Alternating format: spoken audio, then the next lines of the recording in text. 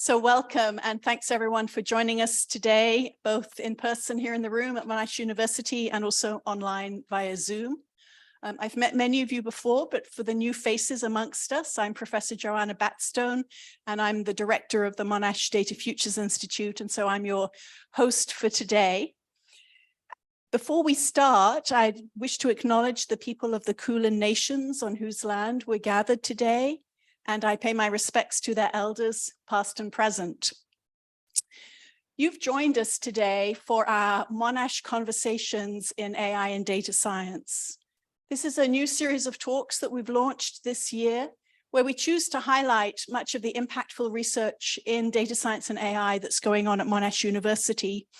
And we're glad you've joined us. I know we've got some external to Monash guests today as well as our Monash community. So we really enjoy the fact that this series of conversations has been building in its popularity, and we're glad to see many of you back again today. We try and alternate the style of sessions and content that we bring into these conversations. And so today we're delighted to have Dr. Alina Donea from the School of Mathematics and the Faculty of Science join us today. So I'd like to give you a bit of background on Alina and her research before we hand over to her. Alina's a senior lecturer in astrophysics and applied mathematics and a PhD supervisor in solar physics. She's a coordinator of a machine learning data application group in solar physics, and she teaches mathematical modeling and advanced engineering maths, as well as astrophysics and data visualization. Now we're going to hear about some of her research today.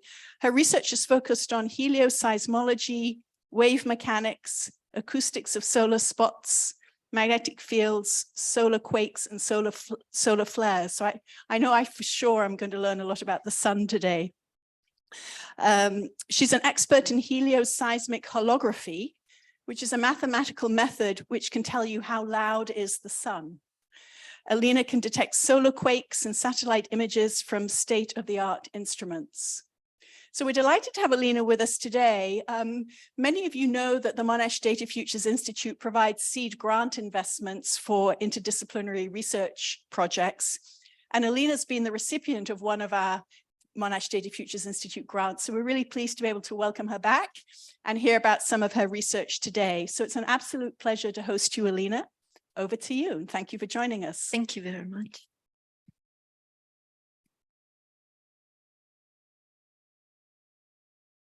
I guess I'll share my screen.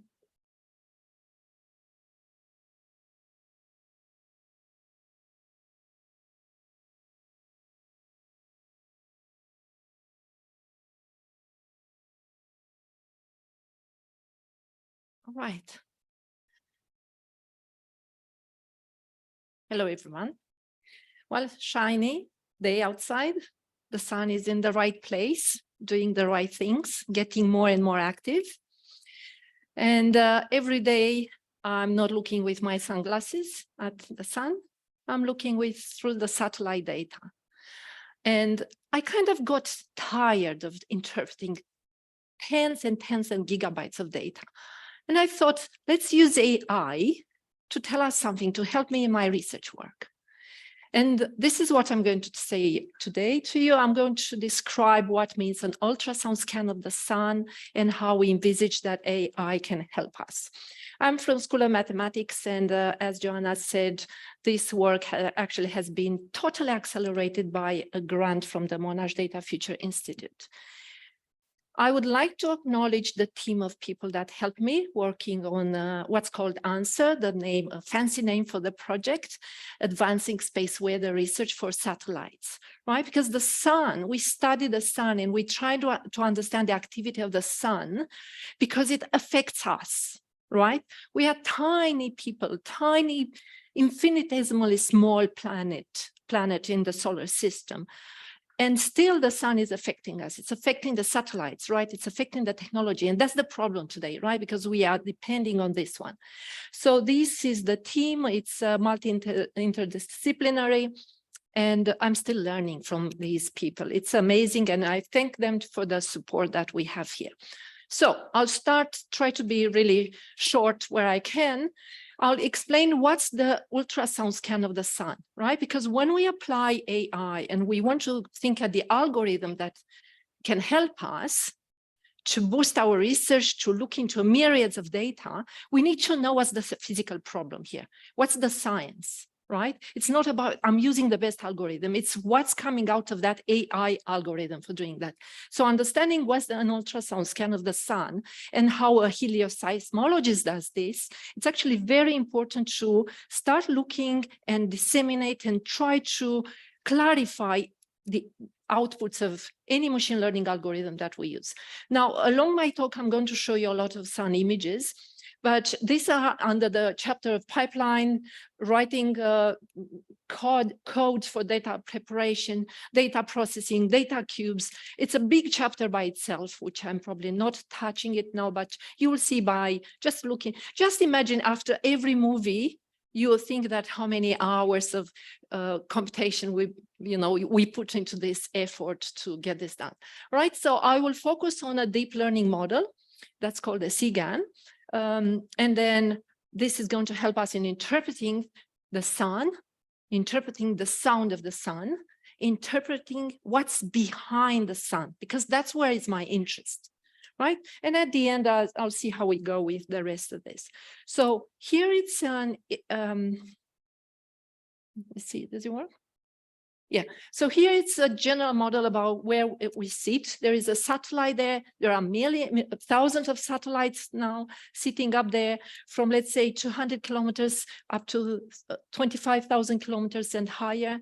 We have the GPS satellite sitting at the highest point, and any solar activity that's coming towards Earth affects the orbits. Right? I've learned about this, and I was interested in how the heating from the sun changes the atmosphere of the Earth. Just 9-kilometer thickness is the atmosphere of the Earth. And the sun activity, it's heating up this 9-kilometer activity, right? Atmosphere. This is changing the orbits of satellites, right? The positioning, the transmission, the radio.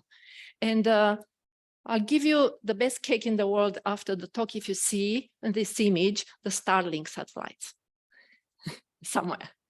Because they were affected, we know the story, right? It's good money because now they should be interested in the solar activity before they launch, right? This is what everyone says. Well, Elon Musk's lesson on launching satellites has been, we know, influenced by the solar activity. And of course, there is so much mathematics, and the magnetic field is involved. These are magnetohydrodynamic equations. The sun is full of magnetism. The magnetism of the sun gives its activity. We have magnetic field on the Earth because it's protecting us. So this is the motivation for why we are interested in solar physics. So the final aim is to improve, in my research, the solar far side this is very technical, right? Solar far side helioseismic images. So what do I want to do? I want to hear the sun. I want to see what's happening behind the sun to hear it before that activity is turning around because the sun is rotating.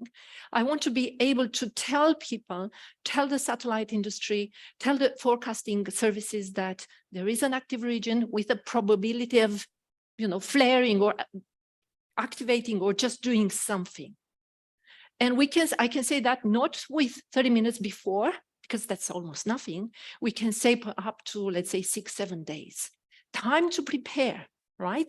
And that's where the millions in industry goes now, to prepare the satellite industry, to protect, even the solar panel, because protons, highly relativistic protons generated from flares, in 30 minutes, they will just, shoot from a solar flare and hit the solar panel.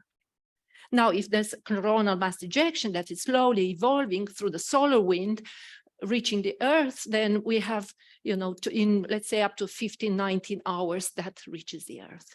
And it's good to know, right? Because we have some satellites, just, sentinels there telling us what to do. So I'm hearing the sun because I'm a helioseismologist. I want to interpret using, the latest developments in mathematics, even in observations, to infer, to take advantage and infer what happens. So I don't call these sound images, I call this helioseismic imaging. Now, what's the aim of the artificial intelligence here? Well, we understand the physics, we are good with mathematics, we have excellent PhD students. However, we are not at the speed that's required to obtain, this automatic detection of active regions and help with forecasting. And that's where the AI is coming in. And even whatever we are used to observe, solar images in 2D, from now on, maybe we can go quickly into a 3D scenery that tells me the full story of the sun. And what you see here in that extreme ultraviolet image of the sun, taken in the front of, from the Earth perspective and from the back perspective. And that's the image, the acoustic image of one of them, of the far side image. So we want to get those at a better resolution. What am I seeing there? It's some big active regions sitting at the back of the sun. The sun rotates, this way, and they will come up on the near side. So forecasting is actually something that we really like. Right, now we have data, right? We have full disk images of from the Solar Dynamic Observatory. The real image of the sun, if I was to, put it on a 4 monitor, it's going to be twice this, right? Because that's the resolution and the size that I get from the Solar Dynamic Observatory. We don't have yet in my, at my desk, I don't have a resolution a monitor as big as to cover the full image of the sun. Intensity continuum, and you see the sunspots, lots of sunspots yesterday on the sun. This is from yesterday. And this is how the sun rings. These are the solar oscillations. I know how to hear this. Right? This is just velocity at 3 millihertz. It's just pulsating. Imagine that when you're home and you boil some rice and you look inside the pot and you see this bubbling and convections and you hear it. That's the similar, large scale physics behind this. So we have maps of data. I can crop, I can pre-process, create data cubes of up to 24 hours of observation if I want to follow one significant aspect of this. The good thing is that 10 million nodes, acoustic waves, we call them P, pressure modes, are trapped inside the sun. They don't go anywhere. They just bounce back and forth. Right? That's the motion of the sun spinning. So these acoustic sounds are just trapped inside the sun, and we need to find them. We need to hear them at different frequencies to tell us a story. Right? Now, there are more data coming into this, right? Because it's lots of data processing that we need to collect. We are here. That's where is the sun. Up to 2015, behind the sun, there were 2 satellites, Stereo A, Stereo B, Solar Terrestrial Relationship Observatory, giving us, images from 3 different directions of the sun. That was the best, the highlight of solar observations. Because as a helioseismologist, getting my models, traveling P waves, pressure modes through the sun, getting the image as the back of the sun, and validate them with this, that was the best to get the right model, right? We just needed to get the right physics here. Unfortunately, these satellites, Stereo A and B, they don't sit on the same spot. They move, they orbit, right? One is ahead, the other one is behind. One of them has died. So now they are actually, 2023, they are just here following the Earth. Nothing is behind the sun to warn us about anything. So we rely back on helioseismologists and getting those images.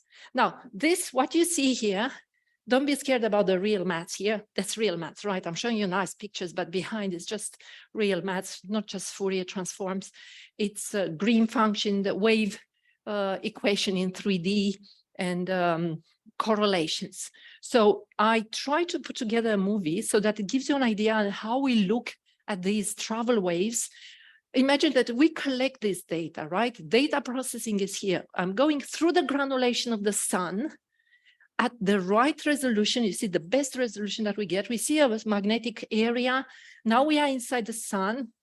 We go through the convection zone, through the core of the sun, and we come out on the other side. And this is what I found on the internet, because Professor Bob Stein from the United States, he's very good and he's brilliant in simulating the convection motion of the sun. But that's how the sun looks if we get closer, right? Wouldn't it be nice if we use this data plus simulations later to get help from the AI algorithms to simulate and explain what happens there? Now I'm behind the sun, right? Lots of magnetic field that waits to emerge. This is what I need. I need to send the acoustic waves through the sun, interact with the magnetic field, let the magnetic field evolve, and give me the information about what's at the back of the sun.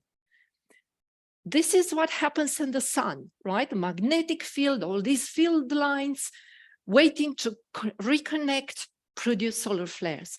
This is from another PhD work with another student, but I just want to show the complexity of connecting all these images and using data visualization and interpret in a very smart way what we are seeing on the sun, because sometimes we are overwhelmed, right? We don't know what we are seeing, but we have enough information. And you know what's challenging here? We are so small.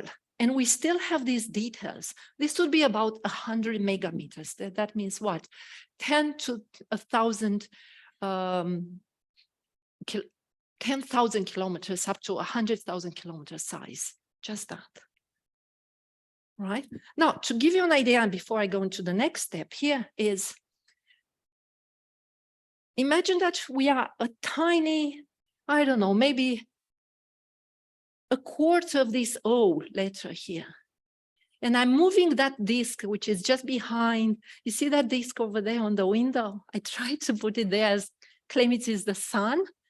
So that's about 17 centimeters, but I had to push it 27 meters. This is 13 meters length. Imagine that this is where is the sun, the earth, and I take that disk and I move it where is, you know, the happy person sitting just there, 27 meters away. That's where is the sun. So how is it possible that with data science now, and even with AI, we can say something so far away happening at the sun location, and even more behind the sun? Right? Well, we have the sounds, right? The sounds that I said that they're inside the sun and they jump back and forth. They do all this skipping, they scatter. When they come from the near side that we observe, jump and jump again, at the back of the sun, they hit an active region. The travel time is changed. So when it comes back, it arrives faster. And we can do that with correlations. We expected something to come at the right time, right? It's like guests, you don't want them to come earlier, but they come earlier. Up to 12 seconds. You think 12 seconds is a big number? Well, we know that the oscillation of the sun is 5 minutes. Every 5 minutes is doing that. Some of these waves come earlier. That's the thing that tells us what's behind the sun. Okay, so lots of mathematics to get maps as boring as this one. But if we present them very nicely with data visualization, we know what's behind the sun. 2 big active regions, probably bigger than we expect, because that's the thing here. We have the methodology. We classify 2 active regions behind the sun. In Carrington mapping, right? That's a different type of mapping. It's like, you know, the map of the Earth when it's flattened and you put it on the wall.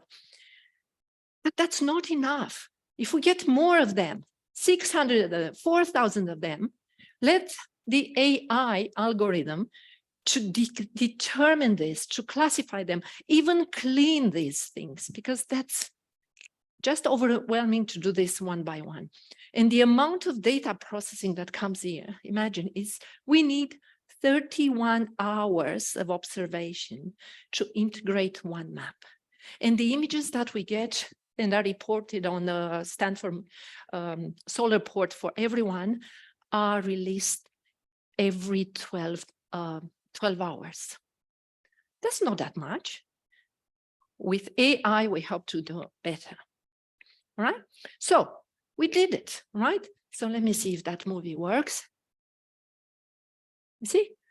That's a big spot at the back of the sun. Yellow is the back of the sun, the sound. It's coming out. Let's look at the other one. Just at the edge of the sun, it's coming out. Maybe I should use my mouse. See if we can have this one here.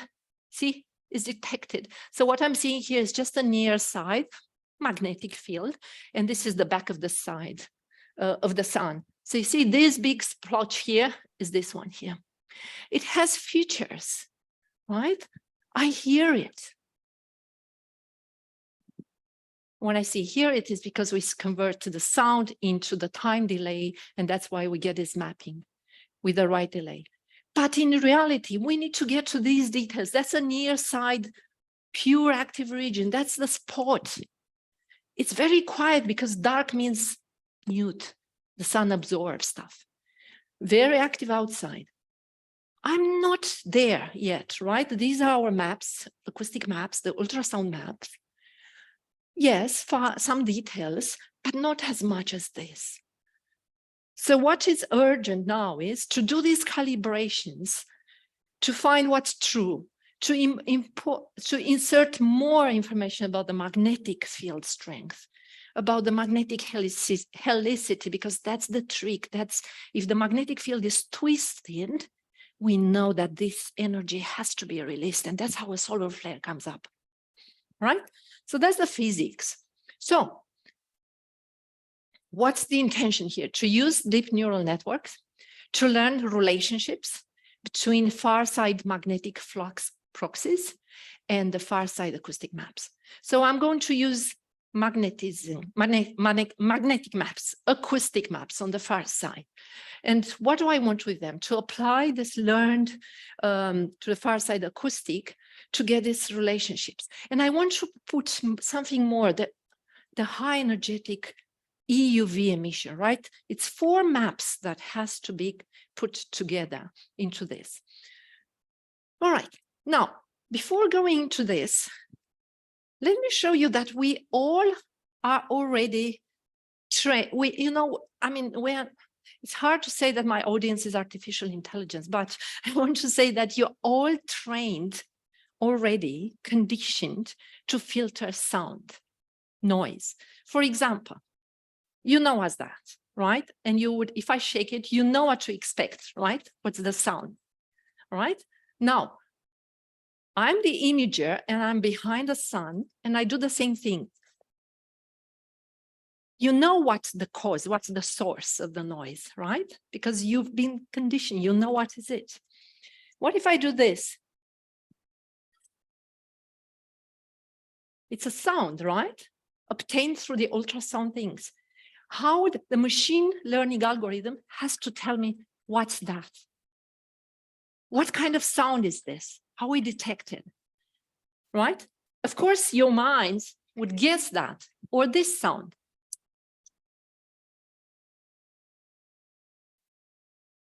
All right? Different sounds that you have to come with an interpretation. What is that? What was that? What clicked? That's what happens to us all day when we get the sun, the far images of the sun. We try to interpret that sound through these images to something that makes sense, right? Well, in the very simplistic thing, an algorithm like the one that we have, because we are, natural thinkers, will tell, oh, it doesn't matter. It's still something that makes noise. It's small compared to the whatever. She was doing something behind. It's harmless. I'll probably laugh. And that's it. But in reality, a machine learning algorithm that detects and connects the image, the sound with an image, should give me a bit of more forecasting and tell me, okay, this is because this and this and this. Okay, it's probably an active region of this size. It's larger than the average. Probability of flaring is about that. Report it, right? So how do we convert this into real observations? We have the generative adversarial network. This was a steep learning curve for us because I was so fascinated by imaging, and I really wanted to, get straight into the algorithms, learning from scratch. The codes are running on a Monash supercluster, and it's a deep learning generative adversarial network. It's conditioned because we introduce some labels. We do the training 80% of the time, testing, we know, and then we get the model that will give me a connection between these two maps. The extreme ultraviolet images of the sun, because now you've seen at the beginning, I had the 3D of the image of the sun from the stereo data and from the front SDO satellite. And then the aim was to come up with the magnetic information at the back of the sun. The magnetic information at the back of the sun is connected to the sound. Where is magnetic field on the sun? The sound is quiet. There is absorption in power at 3 millihertz. We can interpret this, right? The very first people who have done this, it's Kim et al., and they used the solar far side magnetograms using generative adversarial networks. And we've been actually learning from these people how to do this. Now, since then, more people have gone into applying unit deep neural network architectures to get similar connectivity between EUV, the hot plasma images, and the magnetic flux, right? I need to get the magnetic flux at the back of the sun to connect it with my ultrasound noise, let's say, right? So there are keywords here. Pix-to-Pix sGAN is the algorithm that compares images. And if you are interested in how many data we used when we have nearly 3,000 pairs of images, hot at the near side to train, and then use the far side to test, I will, if you have questions about this, I'll go through these loss functions. Oh my God, I had to understand them. And here it is. We generated solar far side magnetograms, right? We connected, that's the first step. We connected the hot plasma from the near side images with the magnetic maps, right? The AI generated maps. And then of course, what's the first question? Let's compare with the real image. Do we get them right? And what's the problem here? The polarity. Magnetic field, when you put two magnets together, they stick together or you remove them. You know that. We have to get this right on the sun, right? Because we need to know how a magnetic loop, you've seen that movie. We need that to get the right configuration of the magnetic field, right? So that's the challenge for us, because the machine learning algorithm can give us images, right? Without knowing what is in here. But when it's coming to interpreting them and to see, is this real or not? It's nearly there, right? In terms of looking at how pixel to pixel association goes. 70% of the time was fine. If we tweak a little bit and change some of the hyperspace, we get a bit higher. But there is some hidden physics here, and that's why we say physics-based sGANs needs to be, taken care, because a negative polarity is always ahead of the positive polarity for 11 years. Another type of physics. It's called the Joy law and Hayes law. They discovered this in the sun. So we need to get the right images with the right physics here. Right? So we apply the Pix-to-Pix model here. We had a beautiful model, and we're happy to, enjoy the 3D magnetic maps of the sun. So hot images, extreme ultraviolet images, and this is a mixture of the near side magnetic field that we know, plus the AI generated magnetic fields at the back. Let's see, do they work? Let's try again, right? Right patches, of course, if we want to start being more focused on precision and the filters that we have to do this, then we sit and we look at maps and produce all the statistics and discuss the efficiency of the model here. People are getting more and more interested in these models, which is good because now we can talk to different groups. Not too many, surprisingly, in solar physics. So far, there have been 5 papers published.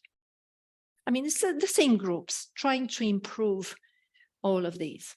There are problems here. We need to work hard on this because we know that the measurements of the magnetic fluxes, so the edges of the image, AI image, it's not really giving us exactly what we are expecting, right? We need to understand what's going on into this algorithm, all right? Now, that's my last image. This is a paper published at the end of last year, and it wasn't us. It was the competition, but we like competition. Brilliant people that have managed actually to use another machine learning algorithm to come up from an acoustic map of the sun to this, to the second image, right? Where it says magnetic flux. That's not very detailed, right? It lacks details. It's our work here. We need to learn how to get more into, probably from now on it's time to involve the IT people who know about these algorithms to help us. So what's the take-home message here? The questions have changed, right? It's not anymore about generating the sound at the back of the sun, because we can do that. It's all about what can we do with that? How can we improve those images and then quickly insert them into a machine learning algorithm to help us predicting faster, even improving the mathematical modeling, right? So that's why when I say the word efficient here, frankly, I don't know exactly what is the definition of the efficiency. Definitely we need a physics-informed one, right? Because you've seen the magnetic field has a meaning, the sound has a meaning. It's just not an image full of pixels there. So if I am to focus on my own research from now on, I have to estimate the magnetic polarities from the sound. That's a hard job. We have a mathematical algorithm. We just have to insert it into an AI algorithm to automatize that. And of course, current issues, the more we know, deal with more detailed calculations and phenomena. We've just started. And I hope to be able to, maybe a year time to tell you more about this. Thank you very much.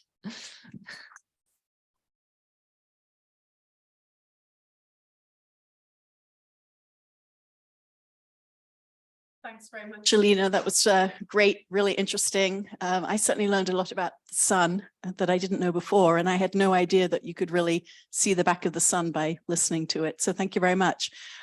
We have time for some questions. For those of you who are on Zoom, please drop some questions in the chat or raise your hand and we'll get to them. But I wanted to open it up here first to the room and see if there are any questions from the room here on anything with respect to the talk, AI, the engagement here with the Faculty of Science. See if there are any questions from the room. Andrea, let me hand the microphone over as well.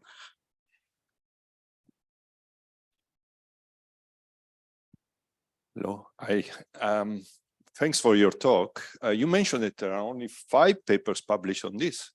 And my assumption is that, if I understood it correctly, you look at the far side, also because it allows you to have a much better forecast in terms of, 6 days forecast that you mentioned. Why there are only, I assume there are only 2 or 3 groups working on it.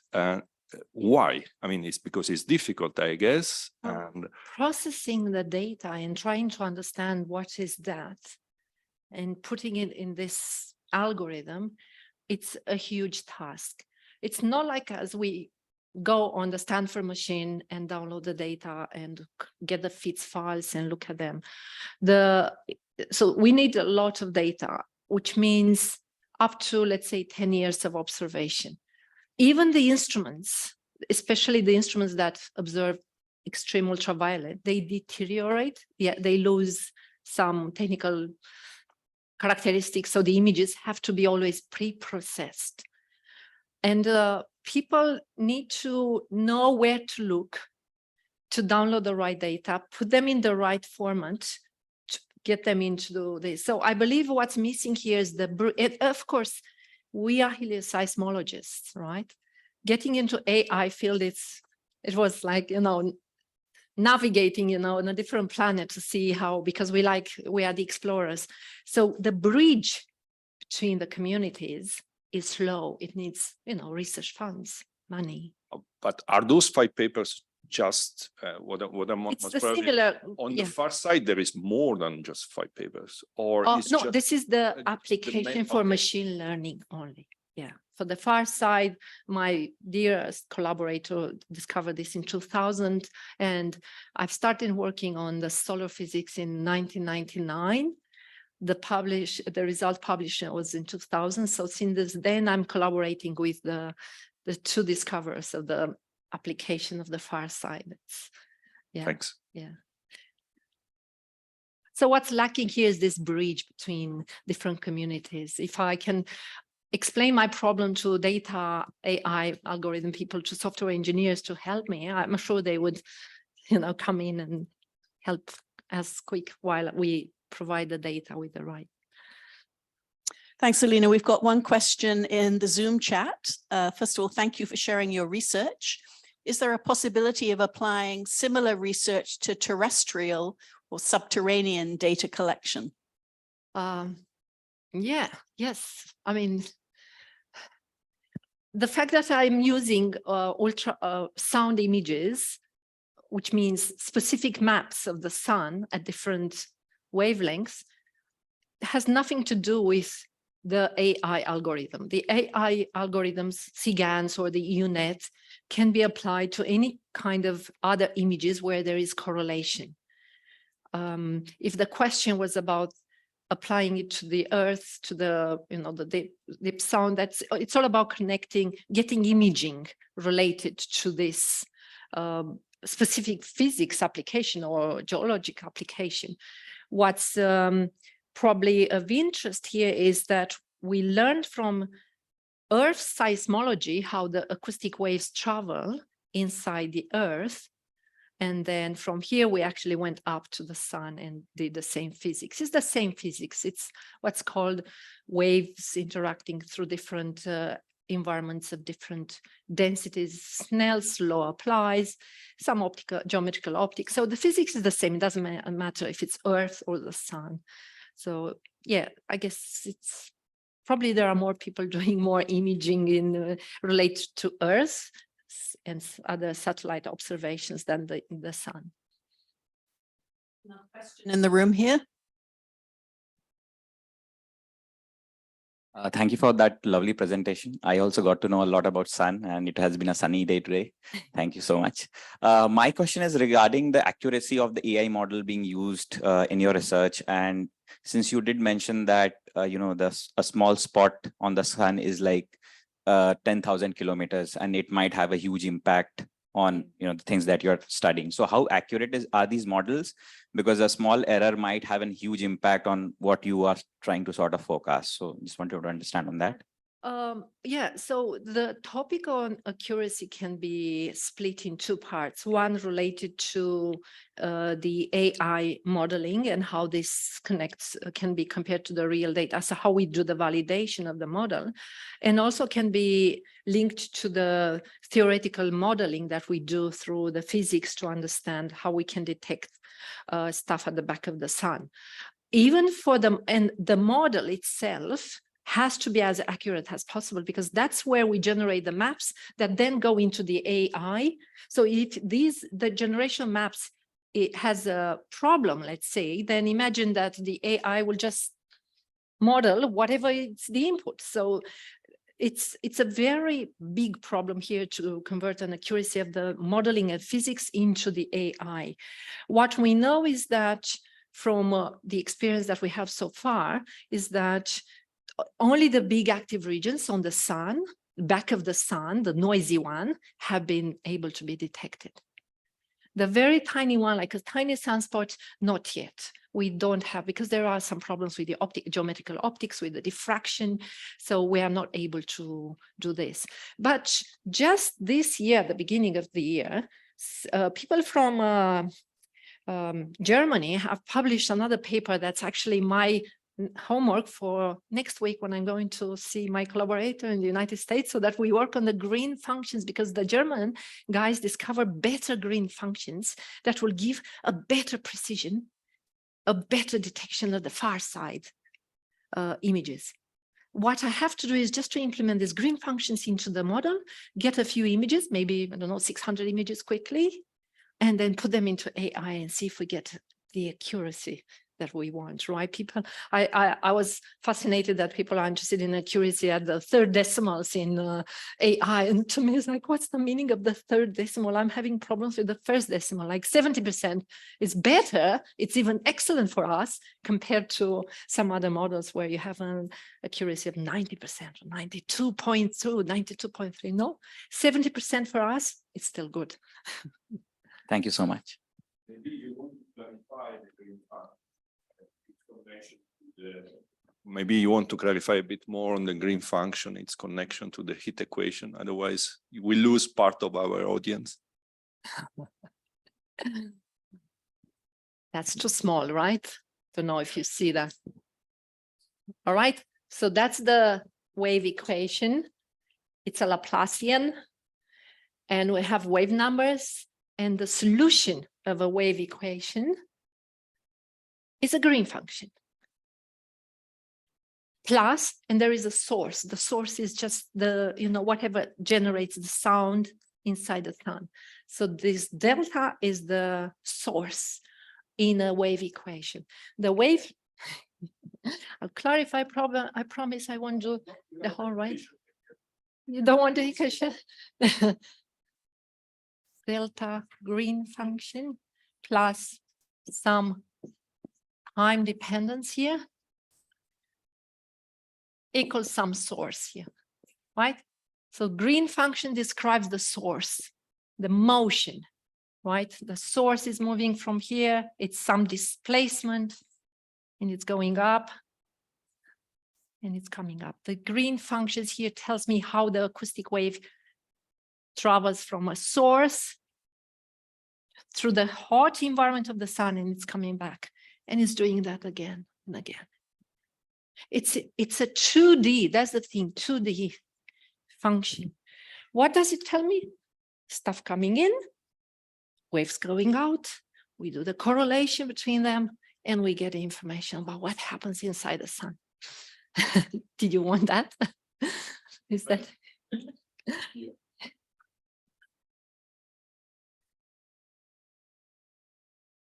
Yes, so I just have a question on the machine learning model used for this problem. So from what I understand, the steps moving forward from here is to incorporate the physics equations into your machine learning models. Is that correct? So or at least to limit the outputs based on some. Right, yes. Yeah, because I'm already scared when you say incorporate the whole physics into machine learning. It's like, what? Yeah, because from what I understand, there are two possible ways you can do this. You can either limit it based on the loss function used to train the model, or you can directly add additional layers to your machine learning model that automatically satisfies the laws of physics that are relevant to this problem. Yes.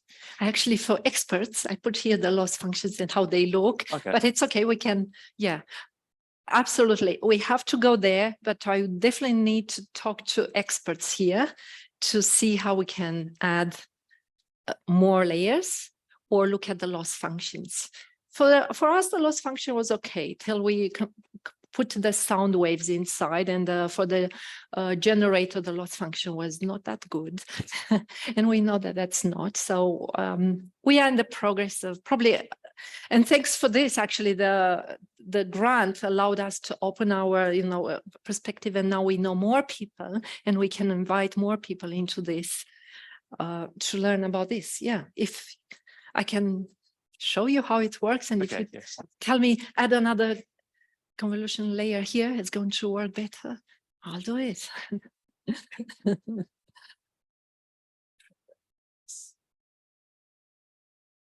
Thanks, really fascinating. Just a question, if you had any comments on like the percentage accuracy or where you need to get to look at the risk events. So like any comments on the type of risk events or like differences in them that would say that like we're close to being able to see some things that are meaningful, or we need this much more to be able to get to the actual sort of prediction that's relevant kind of thing? All right. from what I understand, because I'm not yet the expert there, we got also false positives and false negatives, and we looked at that, we compared, but it's still very empirical for us, right? Because this is the algorithm, this is the output, we tweak and change a few space parameters here and there, and we get something else. So it's still very empirical. But definitely there are negatives. Of course, I will show you the best example. But as I said, 70% of our outcome is satisfactory, especially for the big active regions. So that's all I can tell you at the moment. Well, thanks very much, Alina. Thanks for all of the questions. We'll wrap up now, but I did want to say thank you very much. I think we've all learned a tremendous amount, and it's good to hear another application of how we can apply AI and data science in a different domain. I was also interested in your set of collaborators. We've got the Faculty of Science, the Faculty of IT, Faculty of Engineering involved, and obviously an open invitation for those of you who want to engage more or learn more or potentially join the team and collaborate more. What I presented here was just about imaging, because we have also time series. That's another path in machine learning, or multivariate time series, where we want to talk to people, because that's the other aspect of research that I didn't cover, but it's thanks to the MDFI. Good. Well, thank you, Alina. So as we wrap up, for those of you who are new to learning about the Monash Data Futures Institute, we encourage you to learn more about what we do, to follow us on social media with, I was going to say our Twitter handle, but now our X handle, I suppose, at Monash DFI, also on LinkedIn, the Monash Data Futures Institute. You can also sign up to be a member of our Monash Data Futures Institute affiliation program, and Vijay is going to put some QR codes on the screen in a minute. There we go. That if you're Monash staff, click on the blue one on the left. If you're external to Monash, click on the black one on the right. And these will take you into a form where you can sign up to get more information about the Institute, get invitations to events like this one, and become more involved with the community of people. We use this opportunity with these Monash conversations on AI and data science to illustrate a wide variety of research that we have going on at Monash. So we're always very pleased to get new people to join and a new audience. It helps us connect and identify potentially future collaborations.